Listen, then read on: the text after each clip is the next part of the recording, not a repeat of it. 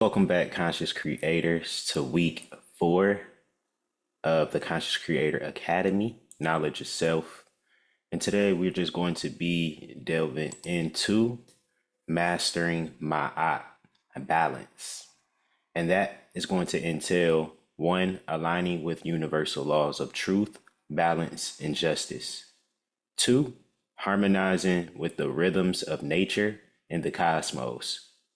Three, embracing eternal refinement. Four, synthesizing weeks 1 through 4. Week 4, mastering Ma'at balance. Achieving alignment with universal principles of truth, balance, and justice, creating a harmonious life that reflects both inner and outer order.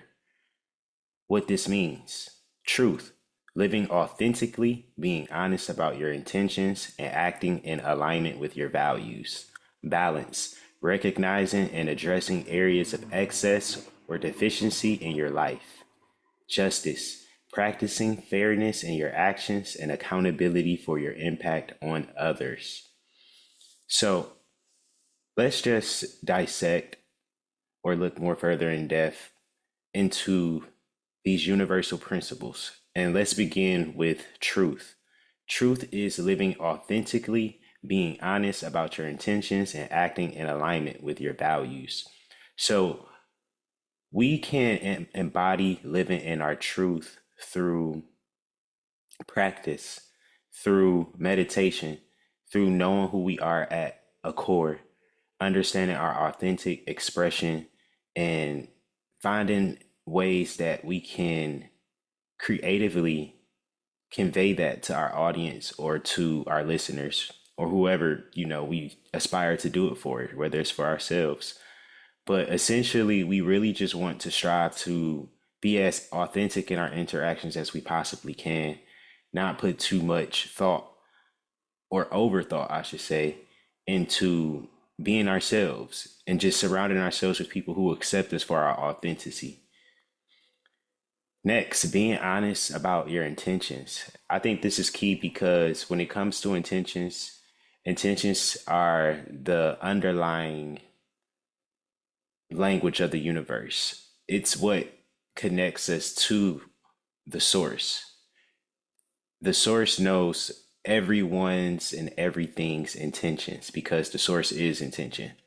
So when we're out of alignment with things that are harmonious, that goes against the natural order or the intention of the universe, which is harmony.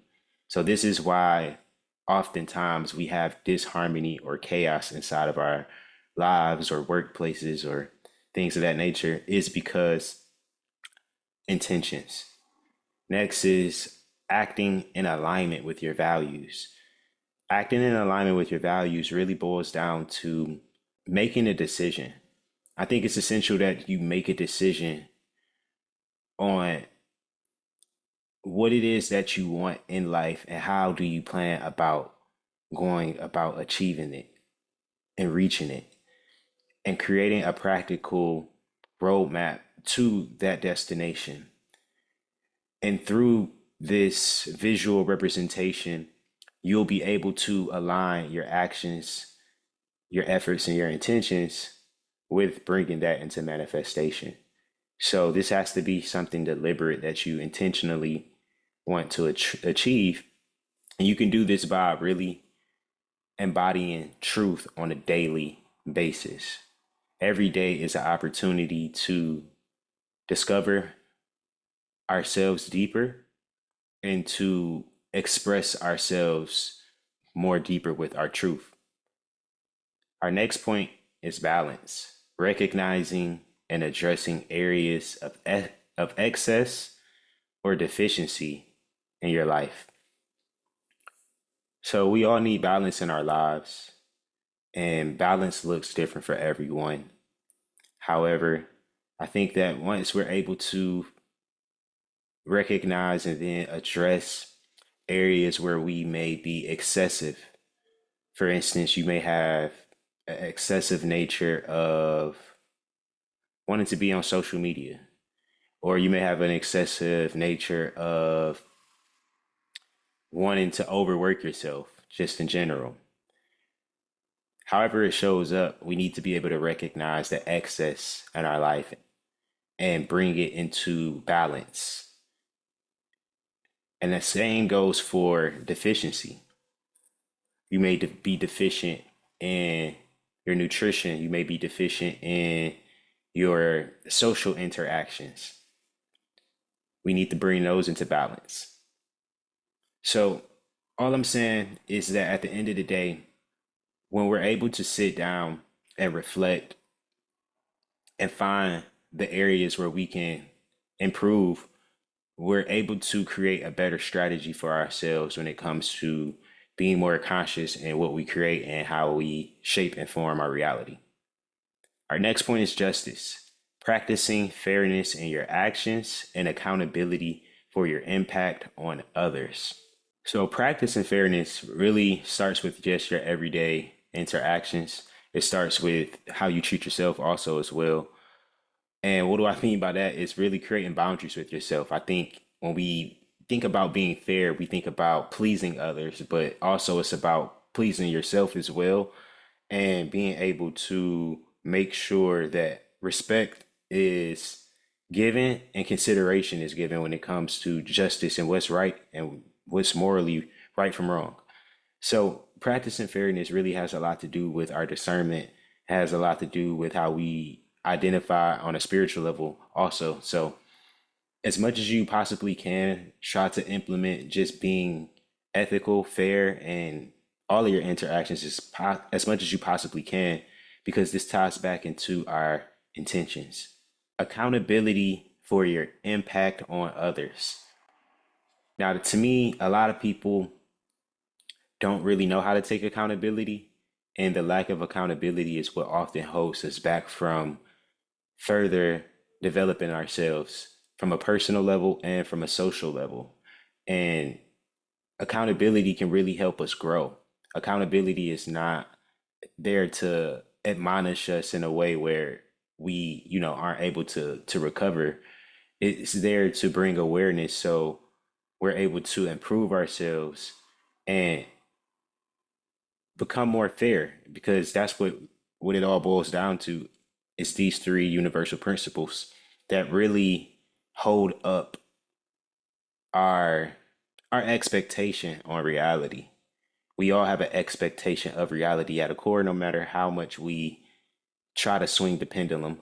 We all aspire to live in truth. We all aspire to have balance, and we all aspire to have a form of justice. So, with these three principles, we can really create a harmonious life that reflects both the inner and outer order that we're creating. So, from the chaos in our mind, from the chaos in the world, through living in these three principles, that's what we obtain. Next, the 42 laws of Maat, ancient Egyptian principles. The 42 laws of Maat are ancient moral and ethical guidelines from Egyptian culture. They are part of the spiritual teachings associated with the goddess Maat, who symbolizes truth, justice, harmony, and cosmic order. These laws were meant to guide individuals in leading a righteous life and were recited as declarations in the afterlife, affirming the purity of one's heart. Examples of the 42 laws, often stated in the form of I have not, include I have not committed theft, I have not lied, I have not polluted the water, I have not acted with deceit. So, through understanding the 42 laws of Ma'at, which are ancient moral and ethical guidelines from Egyptian culture, and if you are into ancient theology, then you will understand the wisdom behind the Egyptian culture, the ancient Egyptian culture, that is. They had a lot of representations that we, I feel as though, live by or strive to live by as a culture today, but they were more deeply ingrained into their justice systems, and it was something that they practiced. Now, however, wherever you may live in the world, you're just a citizen within the system. However, within your own kingdom, within your own world, this is something that you can still implement and live by and practice and govern yourself by. So you can lead a more harmonious life. So, as we went over some of the examples, there are 42 laws, and you can take a look at them when you get the chance, but these are just a few that we went over. So, these laws were meant to guide individuals in leading a righteous life and were recited as declarations in the afterlife, affirming the purity of one's heart. So, through all of this, we're really striving to purify our heart because the intentions, as I stated, deals with the heart, and once we're able to align our values, our purpose, and our intentions with our heart from a genuine, authentic place, then we're able to really create something special and show up as someone special in the world that the world has obviously never seen before. And I think that that's what the world is really missing is individuals who are willing to do the deep soul searching and work of oneself and aligning oneself with the wisdom that's already out there. Yes, we all have our own individual wisdom, but there's so much wisdom that we haven't even implemented into practice and fully dissected as I'm doing now that we can really, I feel as though, take advantage of and create a new world. Next, practical methods, truth practice, self inventory. Spend 10 minutes each day journaling about your actions and decisions. Ask, were my choices today in alignment with my true self? Did I express my needs clearly and honestly? A daily affirmation, I honor my truth and live authentically every morning. So, through practicing daily, is really going to help us develop a stronger connection with the higher realms of existence and with ourselves because there's so much that we don't have access to in the physical that we can gain access to through the non-material. And we can do that through writing, we can do that through meditation, we can do that through prayer. There's different practices, but just spending 10 minutes each day writing out your thoughts, your emotions, how you feel, your intentions, that's really powerful in the spiritual realm. And it also governs your actions on the subconscious level when you write things out. So just spend some time just really reflecting if you possibly can. I know it's not something that we instinctively always tend to do, but even if we set up some type of reminder or some type of subconscious thing that we will be inclined to that will make us, want to write or anything of that nature. So like for example, if you go to work every day, let's say you carry a small notepad with a pen that you really like to use. Like that's something that I tricked myself into doing to really start carrying my notepad was carrying a pen that I really like to use. And this was a nice pen and I really like to write with this pen. So it made me more inclined to want to journal and write more. So just a simple trick or a hack like that could really enhance or increase your likelihood of journaling and things like that. And then also daily affirmation. As I stated in the previous weeks, finding that one affirmation that really resonates with your soul. I don't really believe in just finding a random affirmation off the internet and reciting it. I think just writing something down that truly resonates with your soul and what you really aspire to bring into existence. So that's something that we can do daily, whether we write it out intentionally, whether we recite it in the morning, whether we do it while we're jogging, whatever way that you find it productive, implement it daily. Next, balance practice. Will of life exercise. Draw a circle and divide it into sections. An example, health, relationships, career, creativity. Time audit. Track your daily activities for a week. Identify areas where you can adjust your time and energy to create balance. So, with the Will of Life exercise, we can draw a circle, divide it into sections.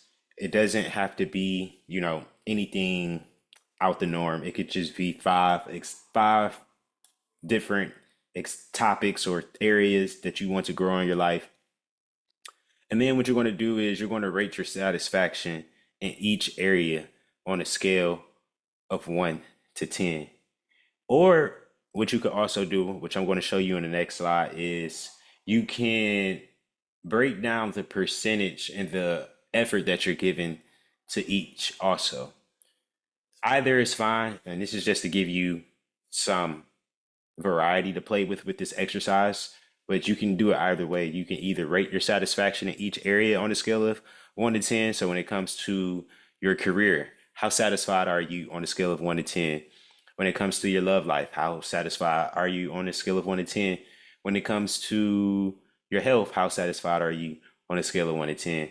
And then being able to identify areas where balance is lacking, and then being able to plan small actions to improve.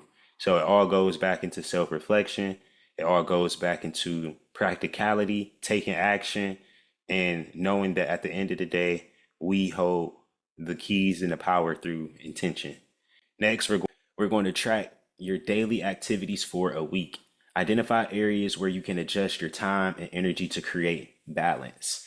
Now, for those of you who might work a job or go to the gym, play the video game, whatever it might be, this is a great opportunity to really just see, where are you putting your time? Ask yourself, where am I putting my time? And that's going to be a real easy examination. So through that examination, you can see, okay, where can I devote more of my time to reach my goals a lot more faster in life? What can I cut back on? Can I cut back on watching these highlights of basketball? Could I cut back on spending time with friends? Could I cut back on X, Y, or Z? So essentially, we want to do a time audit. We want to track our daily activities and see what we are giving the most time to and the least amount of time to, and how we can bring harmony and balance into that routine. Next, this is a graph that I created, as I stated before. You can do it either way. So for instance, let's say you wanted to give 40% of your effort to purpose, you want to give 30% of your effort to relationships, you want to give 10% of your efforts to hobbies, 10% of your efforts to personal development, and 10% of your efforts to spending time with family. Now, the reason why I did a graph like this and not the way that it's mentioned in aforementioned slide is because I think it boils down also to effort, willpower, how much energy you're willing to contribute to a lot of things. And when you really think about your purpose or your career or what you're doing, how much time and effort are you giving to that? And for some people, that's a job. So how much time are you giving weekly? If it's 40 hours in a week and you're however many hours in a week, I don't know. But if you're giving 40 hours in a week to a job, how much effort is that? Really think about crunch those hours down.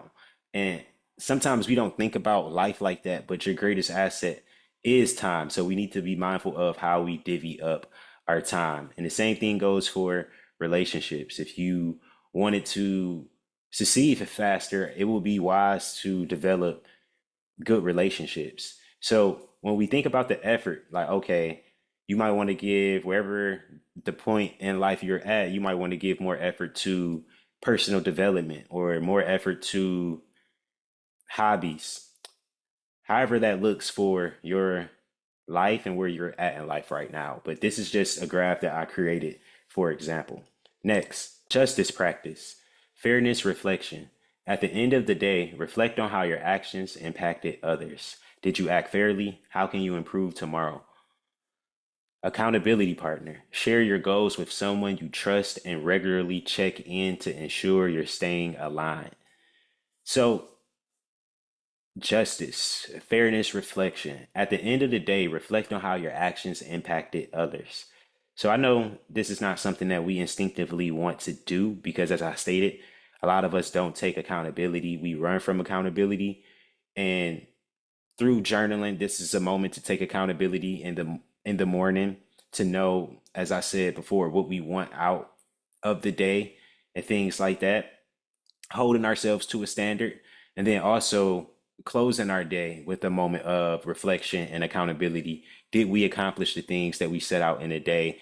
What either helped us or prevented us from accomplishing whatever it is that we wanted to do in that day? How did we treat individuals on our path to trying to accomplish what we wanted out of the day? And the reason this is important because at the end of the day, we're all self-serving to a degree. We all have our own desires and ambitions in life, and sometimes we can be ruthless in our pursuit of obtaining what we want out of life. So it's really essential to be mindful of how you act, how you treat people, and how you can grow.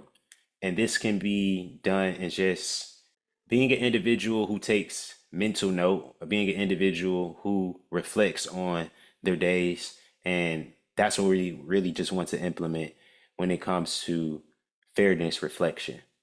Next is having a accountability partner. Share your goals with someone you trust and regularly check in to ensure you're staying aligned.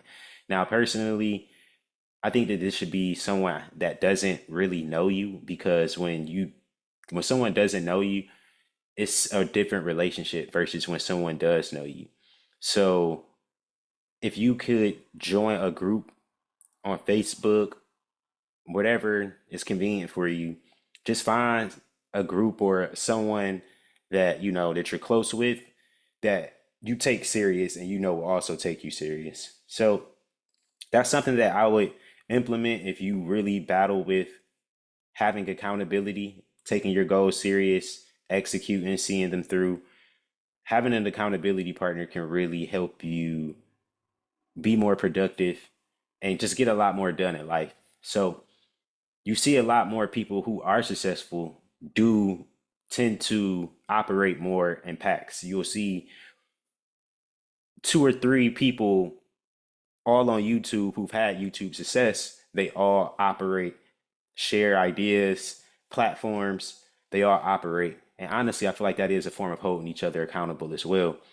So our performance can really increase if we hold ourselves accountable, and also if we have a partner or someone that we can share our goals with that will also hold us accountable as well. Next, harmonize with the rhythms of nature and the cosmos. The natural world and cosmic cycles offer a template for living in harmony. By aligning with these rhythms, you create flow and reduce resistance in your life. Practical methods: morning and evening alignment. Morning practice: greet the sun with gratitude and set an intention for the day. Example: today I align with my actions. Today, I align my actions with balance and harmony.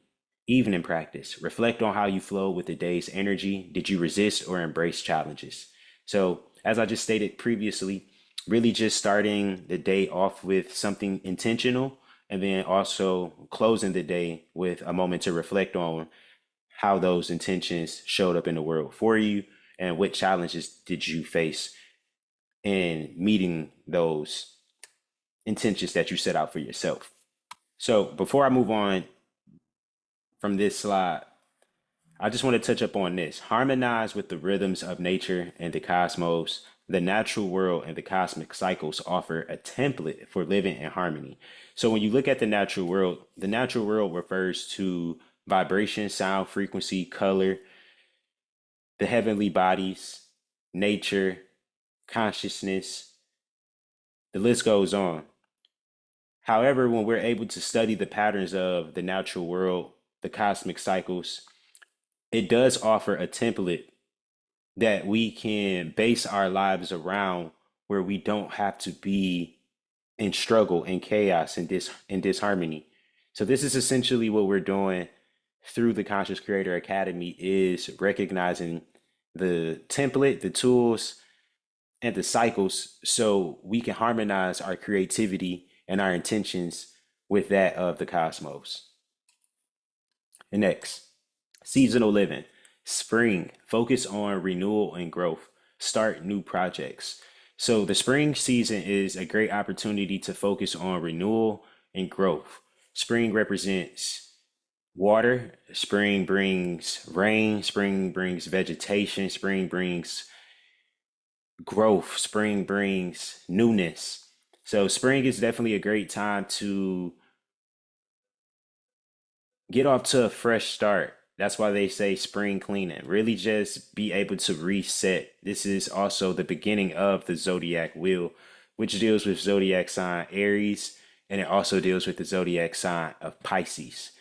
So the spring definitely brings a fresh energy, a fresh vibration for us to be able to plant those seeds and to establish something new that can grow. Next, we evolve into the summer season, which embraces vitality and connection, collaboration and expanding.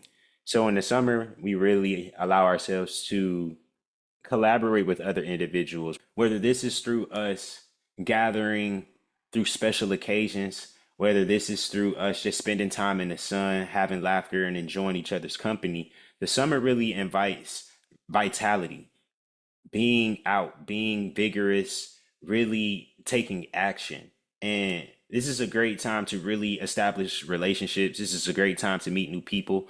This is a great time to travel. The summer is really a great time to step into your vigor, to step into your ideas. Next, we evolve into the fall season, which is a season to reflect and release what no longer serves you. So, through all of the fun and the sun that we had experienced in the summer, sometimes we pick up some bad habits. Sometimes we pick up some sluggish ways when we start to go into the fall season, because the fall is a change in climate. This fall has an effect on our psyche as well.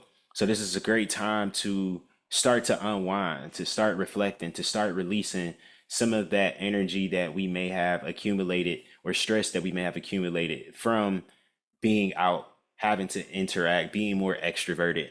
So the fall is really a time to be a little bit more introverted, reflect, release, let go of the things, and, really just be able to gather yourself and regain focus. Next, we evolve into winter season, which is a season for rest and a season to plan for the future. So with the winter, when we really are able to just sit back and say, okay, I see what my intentions was. I see what I was able to accomplish. I see the areas where I need improvement. Now I really need to get some rest. I really need to be able to gather myself. And this is why the seasons are really set up the way that they are in the Western world, I feel as though, because the Western world in the winter season has many holidays. So it does make it a lot more easier to me to be productive in the winter season, because with the holidays, if you are prepared and you've set intentions in earlier seasons, when the winter comes around, a lot of things are just automated for you, because there's so many interruptions, there's so many holidays and things like that within our society in the Western world, in America, that is. So to me, it's really more of a rest period. You don't really have to be on go as much. And then a lot more people are, just more chill in the winter. So this is a great opportunity to really, do some studying, to really do some self introspection, to really do some planning, and to start preparing. Next, astrological awareness. Track the moon phases in your natal chart transits to understand energetic shifts.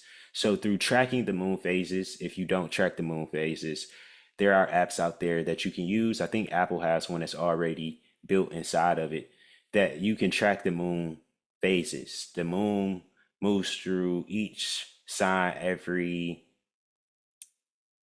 3 days. So that's about 13 degrees every day.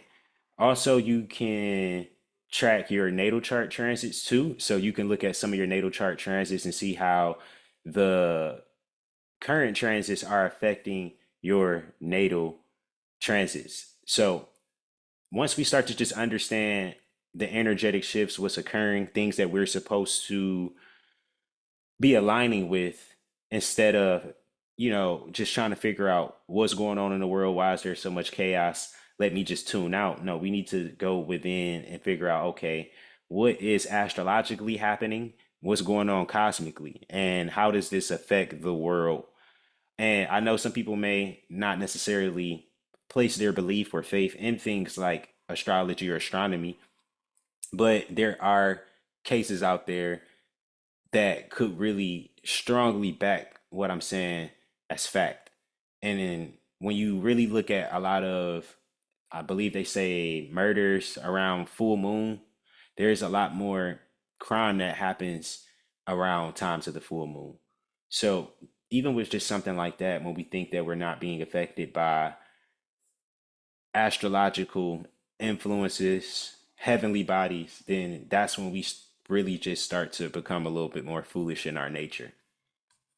Next, embrace eternal refinement. Balance is a continuous process, not a fixed state. It requires constant awareness and adjustments, and circumstances change. Practical methods, daily wellness check in. Pause midday to ask yourself, am I feeling centered? What needs adjustment in my thoughts, emotions, or actions? Take one small corrective action if needed, such as a 5-minute mindfulness practice or revisiting your priorities. So, first off, we need to establish balance. And we do this through continuous practice. This is something that we're continually evolving every day in our journey towards establishing balance within ourselves. It's not a fixed state that we arrived at and say, I'm balanced and nothing can move me. There will always be moments and opportunities where you can get back just a lot and learn new techniques to establishing balance. I think that is the purpose of balance, is to find new techniques when we do become imbalanced to recalibrate ourselves and get back balanced and in harmony with nature. However, this requires constant awareness and adjustments and circumstance changes. So, through our personal awareness and also through our environmental awareness, then we're able to create balance. And oftentimes, people think that their environment doesn't affect their persona or how they show up in the world or how the world influences or affects them.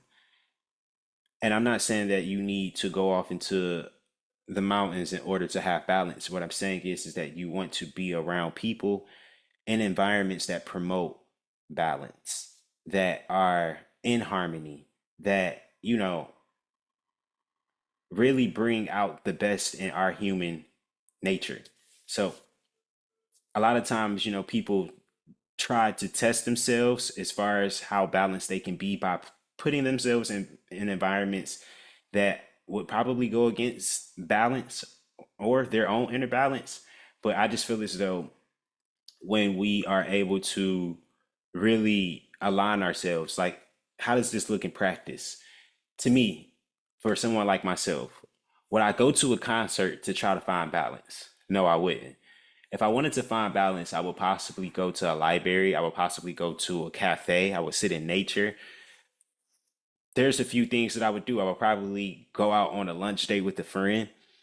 There's many instances that I could use to find imbalance. However, what I'm saying is, it's just that when it comes to finding that balance on a daily basis, we can do this just through taking our time, doing wellness check-ins, taking the time to pause in the midday, asking yourself just different questions. Am I feeling centered? What needs adjustments in my thoughts, emotions, or actions, for example? So when we really just implement little tactics like this can shift our mood, this can shift our levels of vibration and how we show up in the world. And I just think this is really important because energy is really what shapes our reality at the end of the day. And when we're able to have that balance and when we're able to find moments of joy, when we're able to experience moments of grief and being able to just transmute those energies into deeper self-awareness, we can create something so beautiful in the world. And that's really what life is about, in my opinion. Next, take one small corrective action if needed, such as a 5-minute mindfulness practice or revisiting your priorities. So, as I said before, you can, really just implement this throughout the day through just taking some time to really reflect. And you can set up a reminder on your phone if that's what you need, or you can, just carry a notepad or something around with you that will really promote mindfulness, that will promote you practicing, that will promote you reflecting, because that's really what it boils down to, is how much are you willing to align with what you know you are called to do in life. Next, breath work for balance. Practice a simple breathing exercise. Inhale for 4 counts, hold for 4 counts, exhale for 4 counts, and repeat. This calms your nervous system and brings clarity. Reflective writing. End each day by journaling. What went well today? Where did I feel out of balance and why? What small change can I make tomorrow to restore harmony? So through breathing, we can really bring ourselves back into calibration with balance. Me personally, I like to practice breathing techniques as a person or individual who really battled with anxiety, especially social anxiety. I think that through breath work, it really helps you calm your nervous system. It helps you process your thoughts, your emotions, and really just be present. And I think that that's what's important about doing breath work, is it helps us be present with ourselves and really focus that energy, the chi that is, on how we're distributing it, and not, being anxious, but really just taking that time to take a deep breath, bring yourself back into center and to balance. Exhale and just letting yourself know you're going to be okay, you're safe, and nothing outside of yourself can really harm you. Everything is internal. Next, just reflect on each day. Spend time reflecting on the highlights of the day, what touched your heart, what motivated you or inspired you to just become a better individual, and just different ideas that you want to act on. Me personally, I like to really write down just different ideas I have throughout the day. I might save different lectures or videos I plan to watch, just different things that bring inspiration, joy, and things of that nature. Next, ask yourself a few questions. What went well today? Where did I feel out of balance and why? What small change can I make tomorrow to restore harmony? So you can create your own 3 questions, but just really finding questions that resonate with your intentions for that day, and then just being able to reflect on those and improve. Next, tying weeks 1 through 4 together. Week 1 was knowledge of self, understanding your core values and purpose provides the foundation for living in truth and harmony. The application: use your values as a compass for decision making, ensuring they guide your actions and priorities. So, week 1 was really about understanding the 3 core values and then being able to narrow those 3 core values down to our purpose, and being able to strive to live more inside of our purpose and creating that foundation to live in truth and to live in harmony. And we can apply that through using our core values as our compass when it comes to making decisions, using our core values as a compass when it comes to the type of lifestyle that we want to shape for ourselves. In week 2, we covered mindful manifestation, which was balancing your thoughts, emotions, and actions, which allows for intentional creation. The application in week 2 was combining mindfulness with manifestation practices to ensure your desires align with universal truth and justice. So, our application methods really boil down to meditation, writing, and being intentional. So, this is how we align with the universal truth of justice, harmony, balance, and things like that through mindful manifestation.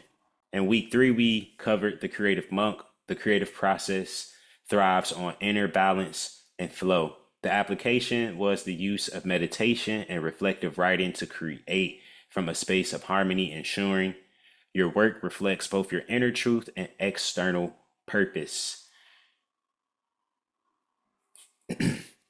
So in week 3, we really just discussed the creative process on what it really takes to find new ideas, to create new ideas, to find inspiration, and to really just use meditation and reflective writing as a foundation to be able to jot those ideas down and that progress, and to also just be able to express ourselves and to make sure that our work reflects both our inner world and our external purpose. So that was what we really talked about in week 3.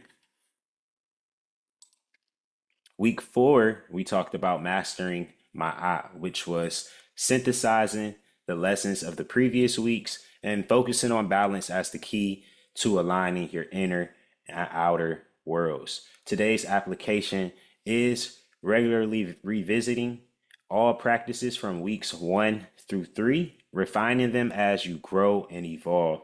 So, week 4 is really just finding the balance between all of these practices that we discussed, which was really meditation, writing, setting intentions, making time for yourself through self awareness or introspection.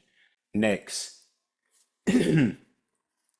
Next, how to apply Ma'at in everyday life. 1. Morning ritual. Begin your day by reciting 3 ideals of Ma'at that resonate with you. An example: I live in truth, I act with fairness, I honor balance. 2.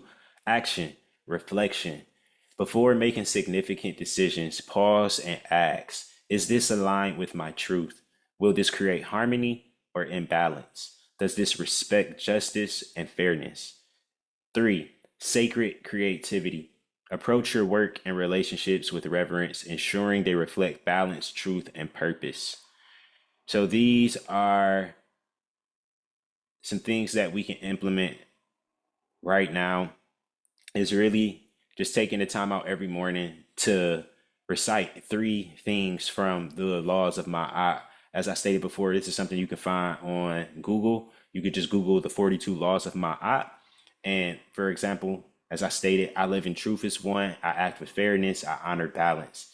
And it's so important to me to start off your day with gratitude, with raising your vibration, because that really sets the tone for how you want the rest of the day to go. And then 2, having an action of reflection before making a significant decision. And this is something that I heard in an interview recently this week with Seth Godin. And he stated that for every yes there's also an equivalent to a no. So what we say yes to, we also say no to. And what we say no to, we also say yes to. And what that means is that every time you say yes to one thing, you say no to another thing. Because you can't be in 2 places at one time, or you can't commit to 2 things at one time.